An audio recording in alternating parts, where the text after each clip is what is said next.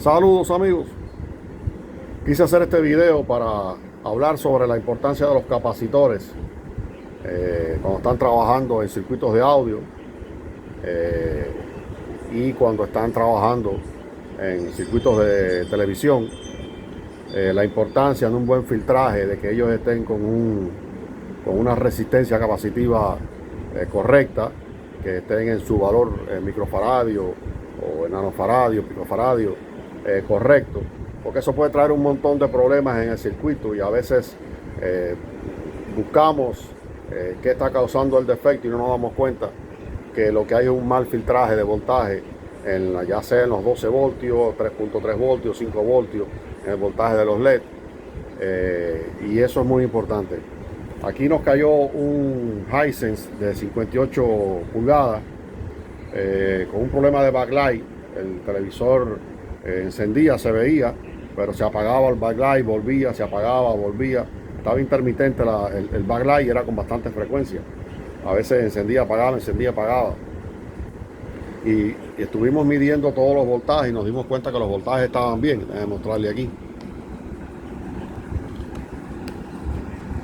Aquí está el Hisense de 58 pulgadas. Medimos los voltajes, todos los voltajes del televisor, del trabajo del televisor. Ahí están los 12 voltios. El voltaje de los LED.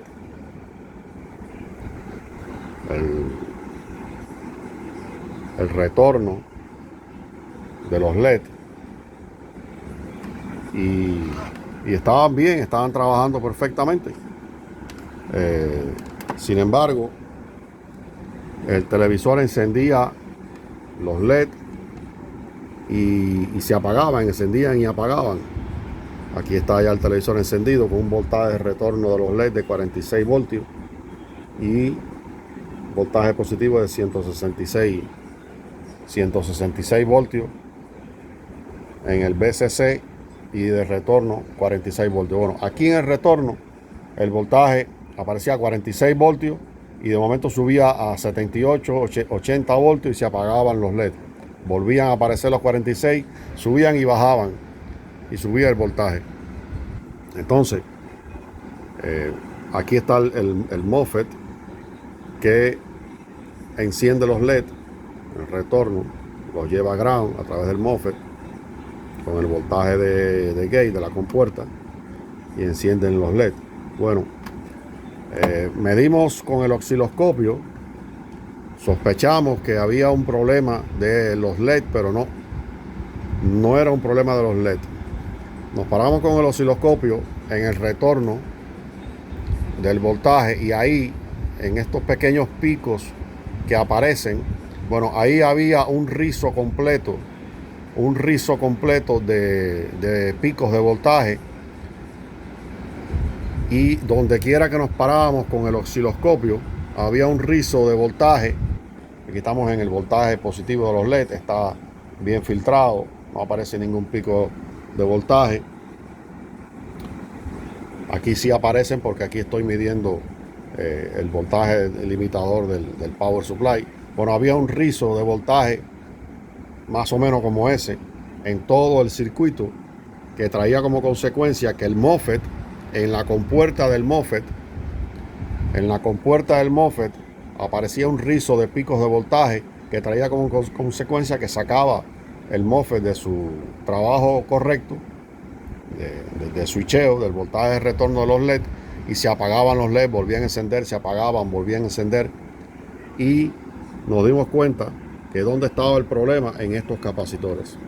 Estos capacitores estaban completamente fuera de valor. Había uno que tenía 2 microfaradios y había otro que tenía unos 4 microfaradios. Estos capacitores son de 10 microfaradios cada uno, este también, y se cambiaron los capacitores. Los anteriores tenían una resistencia capacitiva muy baja, se calentaban. Cambiamos los 3 capacitores y ya el rizo de voltaje que había en el voltaje de retorno de los LED desapareció completamente. Ahí apenas se ve un pequeño pico de voltaje, y el televisor, ya entonces el MOSFET switch que está aquí debajo del zinc del disipador, el MOSFET se mantenía entonces ya regulando el voltaje de retorno, y los LED no se apagaban. Ahí está el televisor encendido. Ahí está el televisor completamente encendido. Y ese era el problema que tenía el televisor, en este caso, del voltaje de los LED. Tenía unos rizos de picos de voltaje que sacaban de regulación completamente de trabajo, de parámetros de trabajo, el MOSFET que enciende los LED. Y se resolvió el problema. Y esto es un problema que por eso muchas veces algunos equipos de audio, cuando caen al taller, nosotros lo hacemos, en inglés se dice un recap. Un recap es cambiar básicamente todos los capacitores del circuito, porque dan todos estos tipos de problemas. Y en este caso, esos capacitores no estaban filtrando la corriente, y había unos picos tremendos en el voltaje positivo, en el retorno de los LED, que sacaban de parámetros de trabajo al MOSFET, y encendían, apagaban, encendían, apagaban, y encendían, apagaban los LED. Cambiamos todos esos capacitores y se solucionó el problema. No eran los LED, no eran los LED, no era el power supply, no era nada de eso. Sencillamente eran 3 capacitores fuera completamente de valor, con su resistencia capacitiva completamente mala. Así que nada, quería pasar por aquí para